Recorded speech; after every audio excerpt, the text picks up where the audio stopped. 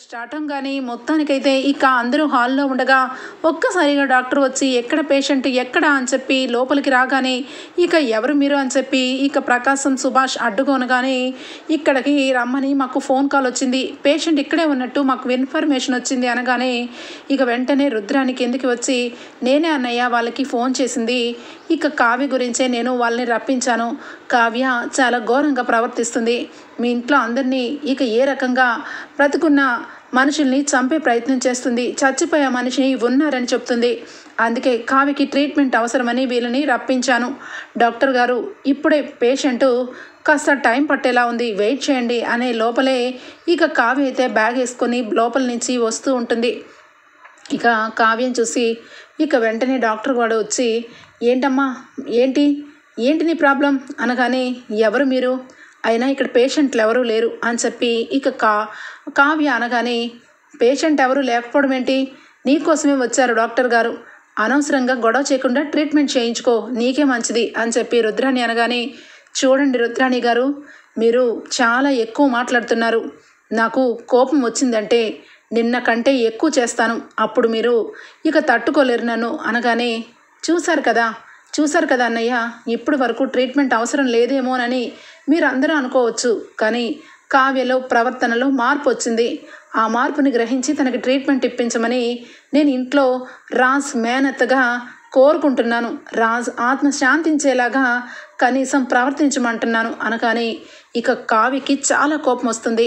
ఒకవైపు ఇందిరాదేవి ఇక మరొక వైపు అపర్ణ అందరూ కూడా అలా చూస్తూ ఉంటే ఇక కావ్య మాత్రం చూడండి రుద్రాణి గారు నా కోపానికి పరీక్ష పెట్టద్దు, మళ్ళా అదే మాట, మరొక్కసారి ఆయన చనిపోయారు అన్న మాట నోట్లోంచి వచ్చిందంటే నేనేం చేస్తానో నాకే తెలీదు అనగానే ఏం చేస్తావు, నిన్నట్లాగా చంపే ప్రయత్నం చేస్తావా, అసలు ఏమనుకుంటున్నావు నీ గురించి అనగానే చాలు ఆపండి, ఆయన బ్రతికే ఉన్నారని మీకు ఎన్నిసార్లు చెప్పాలి, మీకే ట్రీట్మెంట్ కావాలి, మీరే ట్రీట్మెంట్ తీసుకోండి, డాక్టర్ గారు ఈమెను తీసుకొని వెళ్ళి ట్రీట్మెంట్ ఇప్పించండి అనగానే ఇక వెంటనే సుభాష్ వంక డాక్టర్ చూస్తూ ఉంటే ఇది మా ఇంట్లో ఒక సమస్య, ఆ సమస్యకి మీరు అవసరం లేదు, మీరు ప్రస్తుతానికైతే వెళ్ళిపోండి అని చెప్పి పంపించేస్తూ ఉంటారు సుభాష్ అయితే. ఇక వెంటనే ఇక అందరూ కూడా సైలెంట్గా ఉంటే ఏంటమ్మా ఏంటి వదిన, అసలు మీరెవ్వరూ కూడా కావ్య గురించి పట్టించుకోరా, చూడు కావ్య నాకు ట్రీట్మెంట్ అవసరమో లేదో పక్కన పెడితే ఉన్నాడని రాజ్ గురించి మాట్లాడుతున్నావు కదా, ఈరోజు కూడా రాజ్ కనిపించాడా, ఈరోజు కూడా రాజుని చూసావా అనగానే అవును చూశాను అని చెప్పి అంటుంది.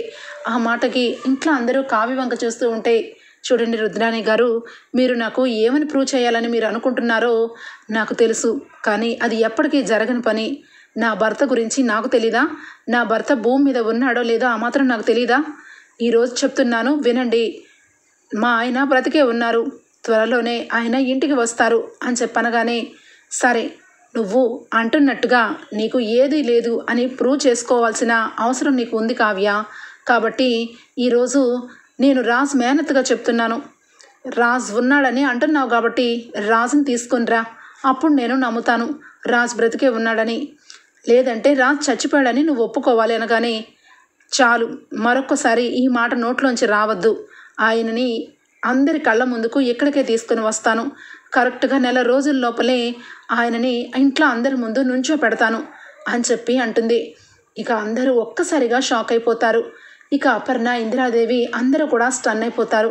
అవును మీరందరూ విన్నది కరెక్టే, ఆయన బ్రతికే ఉన్నారు కాబట్టి నేను ఈ ఛాలెంజ్ చేస్తున్నాను, నిజంగా ఈ విషయంలో నేను గనక ఓడిపోతే ఈ ఇంటికి నేను రాను, ఇక ఎప్పటికీ రాను, ఆయన లేని చోట నేను ఉండలేను అని చెప్పి ఇక కోపంతో కావ్య లోపలికి వెళ్ళిపోతుంది.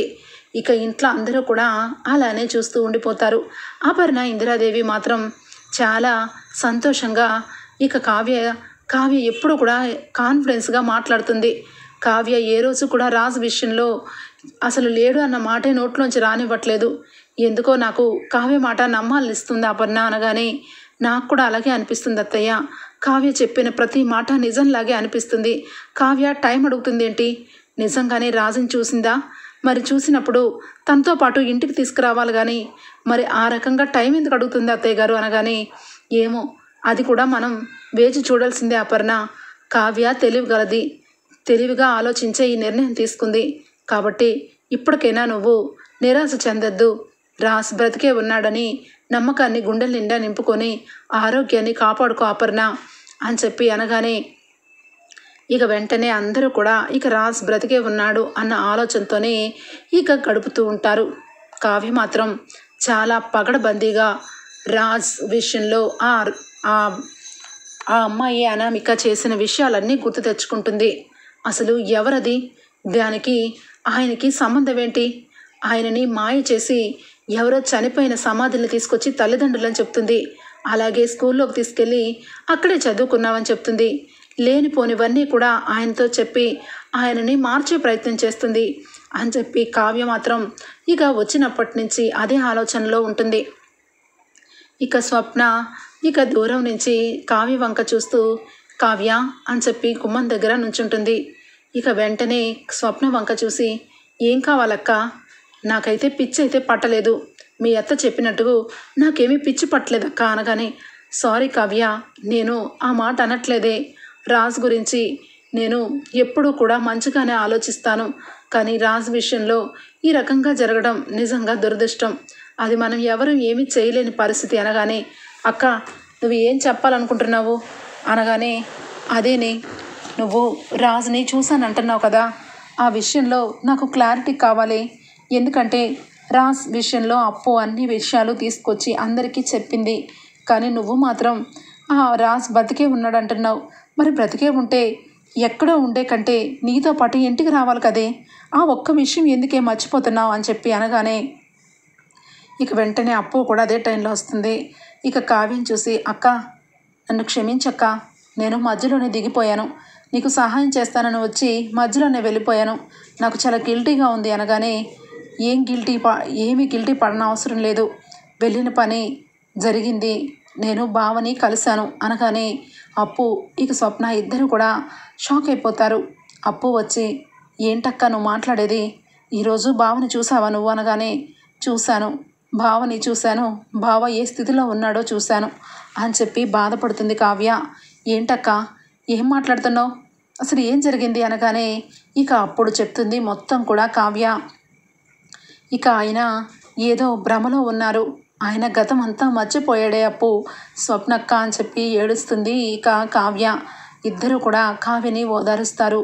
ఇక స్వప్న ఏంటి అప్పు, కావ్య చెప్పినట్టుగా నిజంగా రాజ్ బ్రతికే ఉన్నాడు, ఆ తర్వాత గతం మర్చిపోయాడు అంటున్నాడు అంటుంది, ఏంటో నాకేం అర్థం కావట్లేదు అనగానే లేదక్క, అక్క చెప్పింది కరెక్టే, అక్క ఊరికినే చెప్పదు కదా, అన్నీ కరెక్ట్గానే ఆలోచించి చెప్తుంది, అక్క జరిగింది చెప్పు, బావ గతం మర్చిపోయాడు కాబట్టి నేను గుర్తుపట్టలేకపోయాడు, కానీ తనతో పాటు ఉన్నవాళ్ళు ఇంటికి తీసుకురావాలి కదా, ఇంటికి తీసుకురాకుండా అక్కడే పెట్టుకోవడం ఏంటి అనగానే అసలు ఇదంతా ప్లాన్ చేసిందే ఆ అమ్మాయే, అలాంటప్పుడు ఇంటికి ఎందుకు తీసుకొస్తుంది, తను చాలా తెలివిగలదిలా ఉంది, బావని తన గుప్పెట్లో పెట్టుకుంది, బావకి ఒక కొత్త ప్రపంచాన్ని సృష్టించి తన కళ్ళ ముందు పెట్టుకుందామని డిసైడ్ అయ్యింది, కానీ ఆ పప్పునేమీ ఉడకనివ్వను, త్వరలోనే బావకి గతం గుర్తొచ్చేలా చేసి ఇంటికి తీసుకొని వస్తాను అని చెప్పి కావ్య అంటుంది.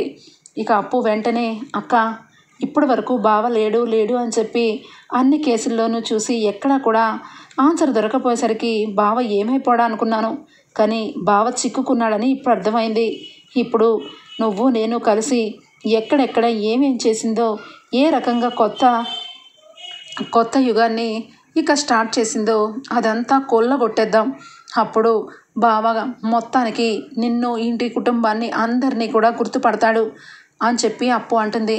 ఇక వెంటనే స్వప్న అదేంటి, అదెవరు, ఆ దరిద్రగొట్టు మొహంది నాకు కనబడాలి, దాని మొహం పచ్చడి చేస్తాను, ఇక రాజ్ని తనతో పాటు పెట్టుకొని లేనిపోని డాబులు పడుతుంటే నువ్వెందుకే ఊరుకొని వచ్చావు, దాన్ని 2 చెంపలు పగలకొట్టి రాజ్ని ఇంటికి తీసుకురావాల్సింది, నేను కూడా వస్తాను పదండి అనగానే అక్క నాకు చేత కాక నేను 2 నిమిషాల్లో ఆయన దగ్గరికి వెళ్ళి ఏమండి నేనండి మీ కళావతిని అని చెప్పేలాగా లేరు బావా, ఇంకా నిజం చెప్పాలంటే ఆయనకి బలంగా మైండ్కి గాయం తగిలిందంట, దానివల్ల ఆయన ఎక్కువ స్ట్రెస్ ఫీల్ అవ్వకూడదు, ఎక్కువ స్ట్రెస్ ఫీల్ అయితే కోమాలోకి వెళ్ళిపోతాడని డాక్టర్ చెప్పారే, అందుకనే నేను ఏమీ అనలేక వచ్చేసాను, కానీ వాళ్ళు ఎక్కడ ఉంటారో మొత్తం అన్నీ చూసే వచ్చాను అని చెప్పి అనగానే కోమాలోకి వెళ్ళడం ఏంటక్క అనగానే అవును, అసలు విషయం మర్చిపోయాను. డాక్టర్ గారు 6 నెలల కిందట ఇక యాక్సిడెంట్ అయ్యింది అన్నారు. ఇక బావ కోమాలో ఉన్నాడని చెప్పారే అప్పు అనగానే, అక్క నువ్వు ఏ విషయంలో విన్నావు? బావకి నీకు యాక్సిడెంట్ అయింది ఒక్కరోజే. అలాంటప్పుడు 6 నెలల కిందట ఇక బావకి యాక్సిడెంట్ అవ్వడం ఏంటి? అసలు ఎక్కడ నువ్వు చూసింది బావని? రేపు మనం హాస్పిటల్కి వెళ్దాం, డాక్టర్ని కలుద్దాం అనగానే, అవును నిజమే, ఆయనకి యాక్సిడెంట్ అయింది నాతో పాటు అయినప్పుడు 6 నెలల కిందట యాక్సిడెంట్ అయిందని అబద్ధం చెప్పాడు. నేను ఆ విషయం అంత లెక్కలోకి తీసుకోలేదు. ఆయన గురించి ఎక్కువ బాధపడడం వల్ల ఆ విషయం మిస్ అయ్యానే అప్పు అనగానే, ఇక వెంటనే రేపు ఏ డాక్టర్ అయితే నువ్వు విన్నావో ఆ డాక్టర్ని చూపించు, వాడితో నిజాన్ని కక్కిస్తాను. అలాగే రాజ్బావకి గతాన్ని గుర్తు చేసి మన ఇంటికి తీసుకొని వద్దాము. ఇక అనామిక సారీ ఇక ఆ యామిని సంగతి నాకు వదిలేసే, నేను చేస్తాను దాని పెళ్ళి అని చెప్పి ఇక అప్పు అంటుంది. మొత్తానికైతే ఇక యామిని ఇక రాజ్ విషయం ఇంట్లో అందరికీ కూడా చెప్పకుండా అప్పు కావ్య స్వప్న మధ్యనే పెట్టుకుంటారు మ్యాటర్ అంతా కూడా. ఇక మరుసటి రోజే కావ్య అప్పు కలిసి ఇద్దరు కూడా ఫస్ట్ స్కూల్ దగ్గరికి వెళ్తారు. స్కూల్ దగ్గర ప్రిన్సిపల్ని కలిసి అప్పు ఇక రాజ్ గురించి వివరాలు అడుగుతుంది.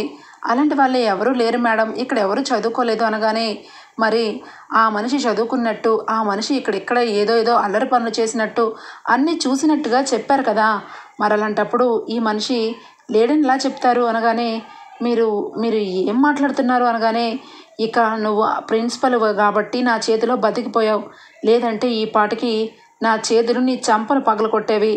ఏంటి ప్రిన్సిపల్ అయ్యుండి ఇన్ని పచ్చి అబద్ధాలు ఎందుకు చెప్తున్నావు?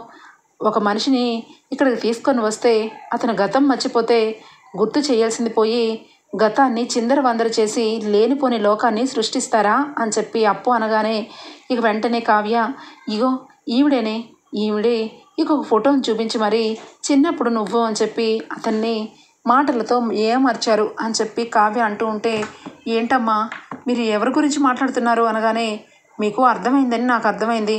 మర్యాదగా ఈ వ్యక్తికి మీరు కావాలని ఇక్కడే చదివినట్టుగా సర్టిఫికెట్ ఎందుకు ఇచ్చారు చెప్పండి, లేదంటే ఇప్పుడే తీసుకెళ్ళి లాకప్లో నా స్టైల్లో నేను పెళ్లి చేస్తాను అనగానే, ఇక వెంటనే భయపడిపోయి, అయ్యయ్యో అంత పని చేయకండమ్మా, ఈ స్కూల్ని ఎప్పటి నుంచో మేము రన్ చేస్తున్నాము.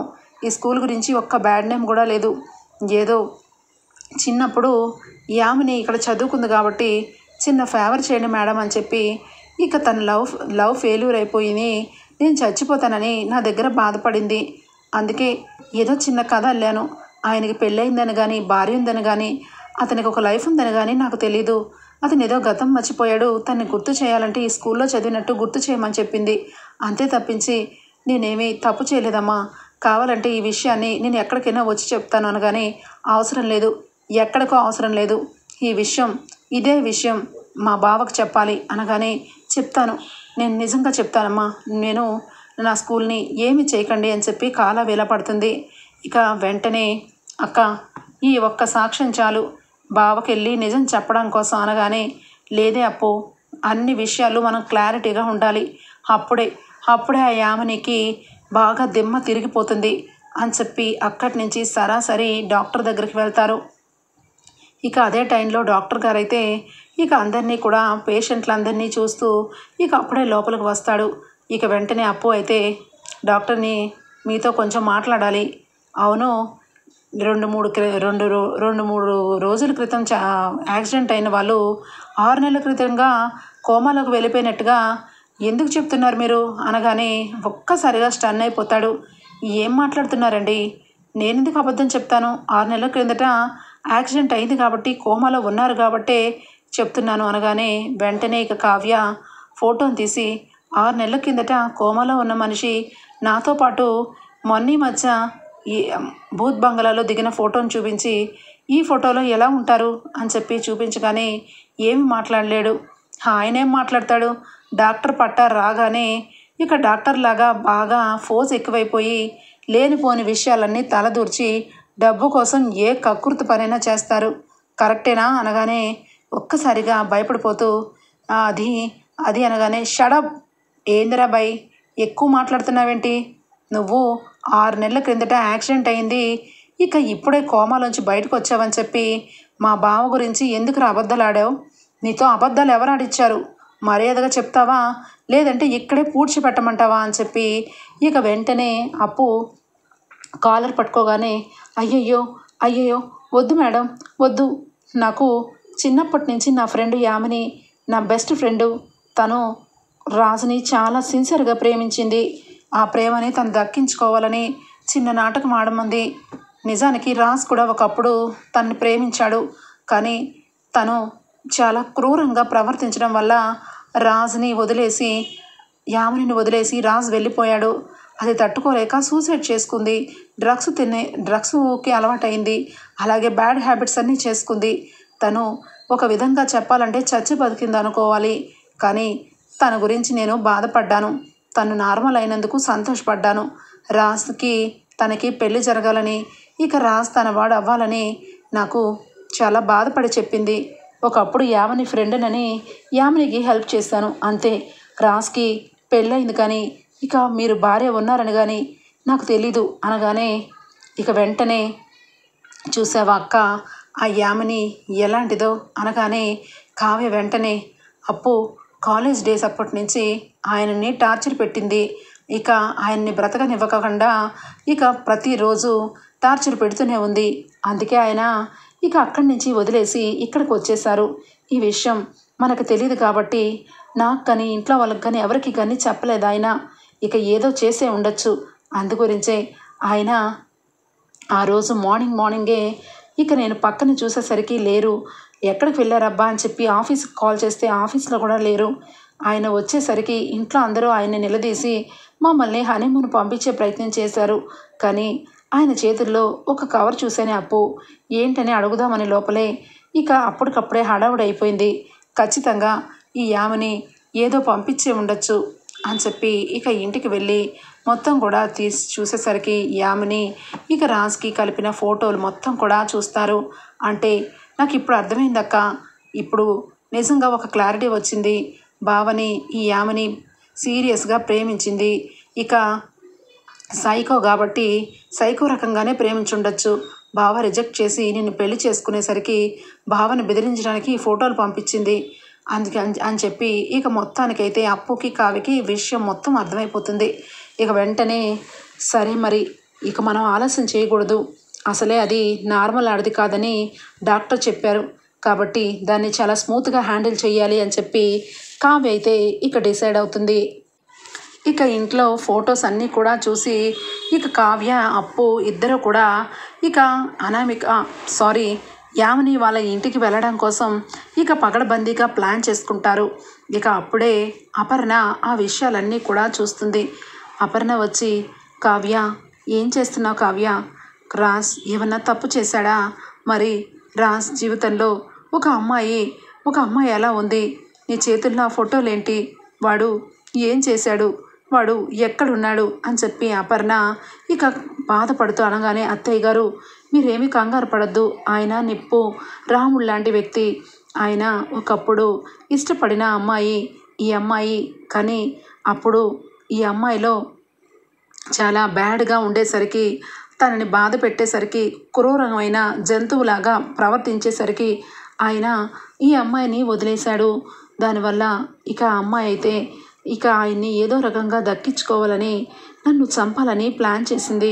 ఆ ప్లాన్లో భాగమే ఆయనకి నాకు యాక్సిడెంట్ అయింది.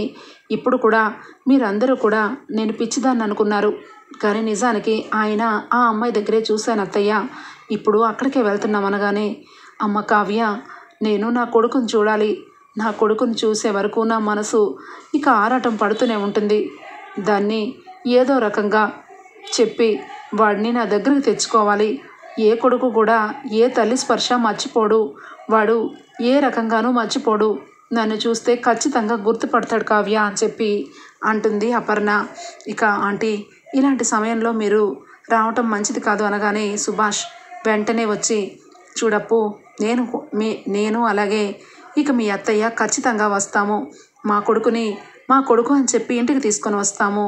లేనిపోని వేషాలు వేసిందంటే నువ్వు ఆ అమ్మాయిని అరెస్ట్ చెయ్యి అని చెప్పి ఇక సుభాష్ కూడా ఇన్ఫ్లుయెన్స్ అంతా ఉపయోగించి మరి పకడ్బందీగా ఈ విషయం ఎవరికీ తెలియకూడదని ఇక అప్పు, అలాగే కావ్య, సుభాష్, ఇక అపర్ణ, కళ్యాణ్ మొత్తం కూడా వెళ్తారు కారులో. అప్పటికి ఇక రుద్రాని ఫోన్లో మాట్లాడుతూ ఉంటుంది యామినితో. యామిని, నువ్వు ఏదోదో ప్లాన్ చేస్తున్నావు, కానీ కరెక్ట్గా ప్లాన్ చెయ్యి. ఇక్కడ నాకు నెల రోజులు గడువడిగింది. ఆ కావ్య సామాన్యురాలు కాదు. రాజుని ఏదో రకంగా గతాన్ని గుర్తు చేసి ఇంటికి తీసుకొని వస్తుంది. ఆ తర్వాత నువ్వు ఇక జీవితాంతం బాధపడాలి. ముందే చెప్తున్నాను, ఆ కావ్య సామాన్యురాలు కాదు అనగానే, అందుకే కదా ఫారెన్కి టికెట్లన్నీ కూడా నేను కన్ఫర్మ్ చేసుకున్నాను. ఖచ్చితంగా ఈరోజు ఆఫ్టర్నూన్కి మేము వెళ్ళిపోతున్నాము. రాజ్ గతాన్ని మొత్తాన్ని ఇక అబద్ధంగా చెప్పాను. రాజ్ మొత్తానికి మారిపోయాడు. తను ఇక ఈ హైదరాబాద్లో ఉండలేనన్నాడు. తన తల్లిదండ్రులు చనిపోయిన దగ్గర తను ఉండలేనని ఇక ఇక్కడి నుంచి ఎక్కడికైనా తీసుకెళ్ళిపోమని రాత్రంతా కూడా చాలా బాధపడ్డాడు. అందుకే ఎంత డబ్బైనా ఖర్చైనా పర్వాలేదని మార్నింగే టికెట్లు బుక్ చేసి ఆఫ్టర్నూన్ ఫ్లైట్కి వెళ్ళిపోతున్నాము. ఈ విషయం ఇక్కడతో సమాప్తమైపోయింది. ఆ కావ్య నెల రోజులు కాదు కదా, జీవితాంతం కూడా ఇక వెతుకుతూనే ఉండాలి ఆయన కోసం అని చెప్పి ఫోన్ పెట్టేస్తుంది. ఇక వెంటనే ఇక అమ్మయ్య, మొత్తానికైతే రాజ్ శాశ్వతంగా ఫారెన్ వెళ్ళిపోతే ఇక పూర్తిగా చచ్చిపోయాడని ఇక ఒప్పుకొని ఇంట్లోకి అడుగు కూడా పెట్టదు కావ్య. ఇక పుట్టింటికే వెళ్ళిపోతుంది. నా కొడుకు ఎండి అయిపోతాడని సరదా పడిపోతూ ఉంటుంది రుద్రాణి. ఇక వెంటనే వీళ్ళందరూ కూడా కారులో వెళ్తారు.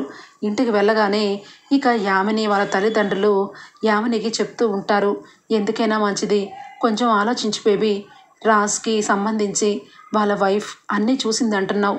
తన గనక ఇది అన్నీ కూడా నువ్వు చేసావని తెలిసిపోతే మాత్రం నువ్వు ఖచ్చితంగా జైలుకి వెళ్ళాల్సిన పరిస్థితి వస్తుంది అనగానే, నేను ఎలా వెళ్తాను మమ్మీ, ఇప్పుడే ఈ క్షణమే మేము ఇల్లు వదిలి వెళ్ళిపోతున్నాం కదా అని చెప్పి రాజ్ సారీ బావా మనం వెళ్దామా అనగానే, వెళ్దాం యామిని అని చెప్పి రాజ్ కూడా ఫారెన్ వెళ్ళడానికి యామినితో ఒప్పుకుంటాడు.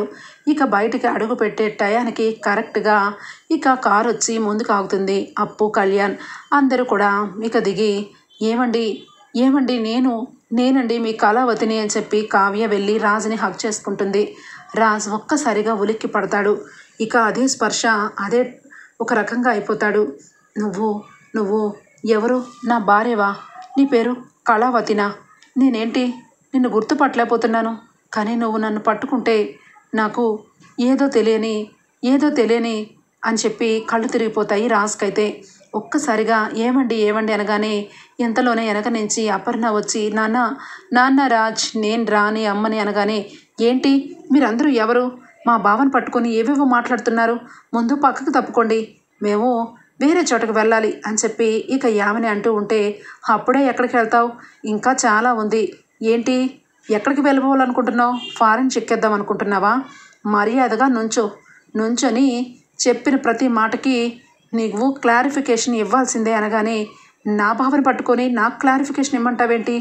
ఎంత నువ్వు పోలీస్ ఆఫీసర్ అయినా నా బావ కావాలంటే పాస్పోర్ట్ చూడండి, నన్ను ఎంగేజ్మెంట్ చేసుకున్నాడు, అతను నా బావ, చెప్పు మమ్మీ, చెప్పు డాడీ అనగానే వెంటనే వాళ్ళిద్దరు కూడా, అవును ఆయన మా మేనల్లుడు, మా అమ్మాయిని పెళ్లి చేసుకోబోయే వ్యక్తి అనగానే అపర్ణ, కావ్య మాత్రం రాజ్ దగ్గరికి వెళ్ళి రాజ్ని ఇక పిలుస్తూనే ఉంటారు. ఇక అప్పు అయితే, చాలు ఆపండి, ఎన్ని లేనిపోనివన్నీ కూడా సృష్టించేసినంత మాత్రాన మనుషులు మీ వాళ్ళు అయిపోరు. ఆయన ఎక్కడ చదువుకున్నాడో ఒక మనిషిని పెట్టి ఫేక్గా అన్నీ చెప్పించారు. తర్వాత డాక్టర్కి కూడా నువ్వు ఏదో మాయ చేసి డాక్టర్ చేత కూడా ఏవేవో చెప్పించావు. అవన్నీ కూడా అబద్ధాలని మొత్తం ప్రూవ్ చేసుకొని వచ్చాము. ఇప్పుడు అనవసరంగా నాకు కోపం తెప్పించద్దు, మా బావని మాతో పంపించి మర్యాదగా సరెండర్ అయిపో అని చెప్పి అప్పు అంటూ ఉంటుంది. ఇంతలోనే అపర్ణ వచ్చి, నాన్న రాజ్, నేను మీ అమ్మని, నేను నీకోసం ఎంతగానో తెప్పించాను రా కన్నా అని చెప్పి ఏడుస్తూ అనగానే ఒక్కసారిగా మెలకువలోకి వస్తాడు రాజ్. మమ్మీ, కళావతి అని చెప్పి ఇక ఆశ్చర్యంగా చూస్తూ ఉంటాడు. సారీ కళావతి, సారీ, నేను పట్టలేని స్థితిలోకి వెళ్ళిపోయాను. ఇప్పుడైనా నువ్వు మమ్మీ అందరూ గుర్తుకు వచ్చారు. ఇదిగో ఈ బ్రహ్మ రాక్షసి నన్ను ఇక ఈ స్థితికి తీసుకొని వచ్చింది అని చెప్పి రాజ్ మొత్తం వ్రతం మొత్తం గుర్తు తెచ్చుకుంటాడు. ఒక్కసారిగా అందరూ షాక్ అయిపోతారు. ఇక వెంటనే ఇక ఏమి చేయలేక యామిని, రాజ్, ఏమిటి రాజ్, ఏం మాట్లాడుతున్నావు? నేను నిన్ను ప్రేమించాను, నువ్వు నన్ను ప్రేమించావు. మధ్యలో వచ్చిన ఈ ఆడదాని కోసం నన్ను రాక్షసం చేస్తావా? నువ్వంటే నాకు ఇష్టం రాజ్, నన్ను అర్థం చేసుకోండి. ఆంటీ, దయచేసి మీకు ఇష్టం లేని పెళ్ళి ఈ అమ్మాయితో చేశారు. ఇప్పుడైనా మీ అబ్బాయి పక్కన నన్ను పెట్టి పెళ్లి చెయ్యండి అని చెప్పి అపర్ణని ఒక సైకోలాగా బ్రతిమలాడుతూ ఉంటుంది యామిని. ఇక చాలా కోపంతో అపర్ణ ఒక్కసారిగా చంప చెళ్ళుమని కొడుతుంది యామినిని. ఏం మాట్లాడుతున్నావు? అసలు నువ్వు ఆడదానివేనా? నువ్వు ఆడపుట్టుగైనా పుట్టింది? నా కొడుకుని చంపాలని ప్రయత్నించి అది సాధ్యం కాక వాడు గతం మర్చిపోతే ఆ గతం మర్చిపోయే విషయాన్ని అడ్డం పెట్టుకొని వాడిని సాధిస్తావా? వాడు లేడని కుమిలిపోతూ ఉన్నాము. వాడి గురించి ఎంత బాధపడుతున్నామో నీకేం తెలుసు? నీలాంటి సైకోలకి నా కొడుకుని ఎందుకు ఇస్తాను?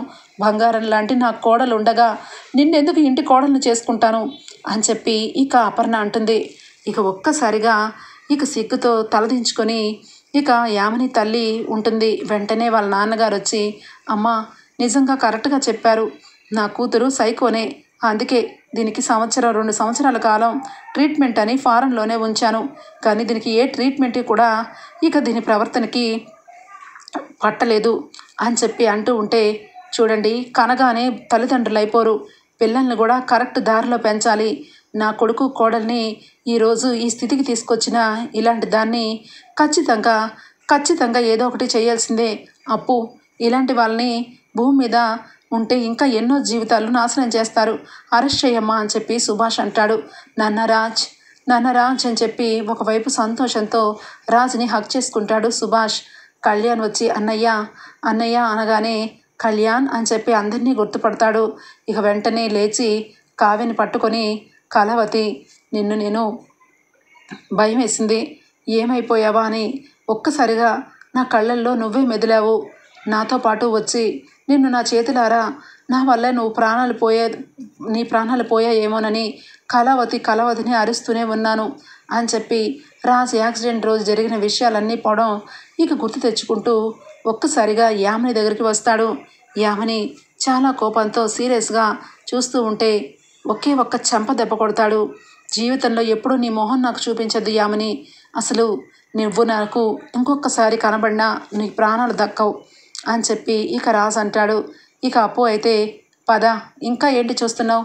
మర్యాదగా నీకు నువ్వే వచ్చి జీబు ఎక్కితే బాగుంటుంది, లేదంటే ఈడ్చుకొని వెళ్ళి ఆ జీబులో పడేస్తాను అని చెప్పి అనగానే, మీకెందుకమ్మా శ్రమ, నేనున్నాను కదా అని చెప్పి వాళ్ళ నాన్నగారు, పద, వెళ్ళి కూర్చొని మనిషిగా మారు, జీవితంలో ప్రేమ, పెళ్ళి ఇవన్నీ పక్కన పెడితే మానవత్వం తెచ్చుకొని మనిషిలా మారు యామిని అని చెప్పి ఇక సొంత తండ్రే గడ్డి పెడతాడు యామినికి.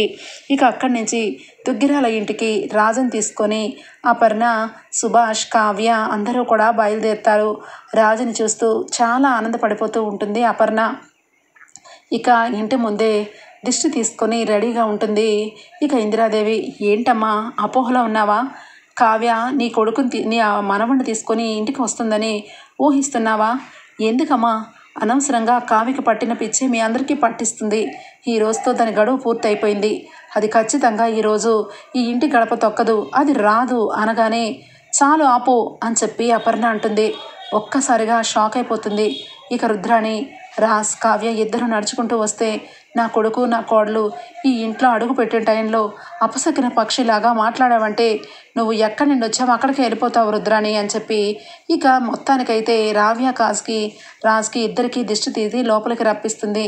కావ్య రాజుని తీసుకురావటం, రాజ్ అందరినీ చూసి పిన్ని, బాబాయ్, స్వప్న అని అందరినీ పలకరించడం, వాళ్ళందరూ రాజుని ఇక చాలా ఆప్యాయంగా మాట్లాడడం తట్టుకోలేదు.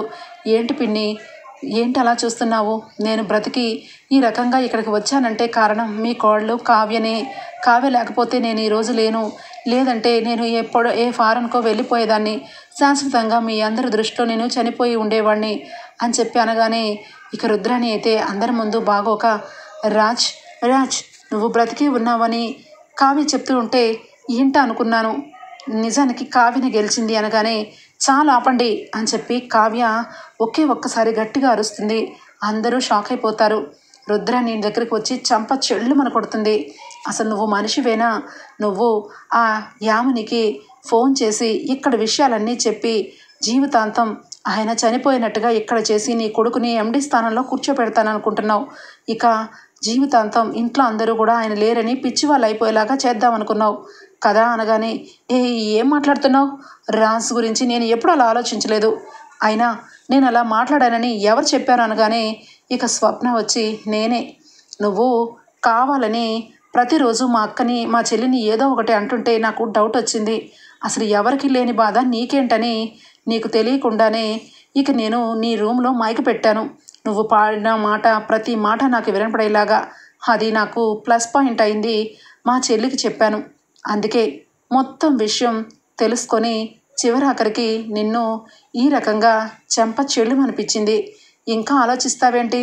మర్యాదగా బయటకు వెళ్ళు, లేదంటే అప్పు చేత సంఖ్యలు వేయించి జైల్లో పట్టిస్తాను అనగానే అపర్ణ, ఇందిరాదేవి అందరూ కూడా షాక్ అయిపోతారు. రుద్రాని ఇంటిలోనే ఉండి పిన్నింటి వాసాలు లెక్క పెడుతూ రాజుని చచ్చిపోయాడని చెప్పి ఈ ఆస్తంతా కొట్టేయడం కోసం యామినితో చేయి కలిపిందన్న నిజాన్ని తెలుసుకొని ఇక రుద్రాణిని చితకబాతుంది. ఇక రుద్రాణిని ఇక బాగా కొట్టు పెడుతుంది అపర్ణ, అలాగే ఇందిరాదేవి. ఇక దెబ్బలు తట్టుకోలేక తనకు తనే బయటికి వెళ్ళిపోతుంది రుద్రాణి. చూస్తాను, మీ అందరి అంతూ చూస్తాను, నన్ను ఇంట్లో నుంచి కొట్టి పంపించేస్తారా చెప్తాను అని చెప్పి వెళ్ళిపోతుంది రుద్రాణి. రాహుల్ మాత్రం ఇంట్లోనే ఉంటాడు. నేను నీతో రాను మమ్మీ, నాకు నా కూతురు నా భార్య నాకు ముఖ్యం అని చెప్పి రాహుల్ కూడా చివరాఖరికి రుద్రాణిని వదిలేస్తాడు. ఓకే ఫ్రెండ్స్, రాబోయే ఎపిసోడ్స్లో ఈ విధంగానే జరగబోతుంది. మీకు గనక నచ్చినట్లయితే ఒక లైక్ ఇచ్చేయండి friends. Bye, take care, thank you for watching.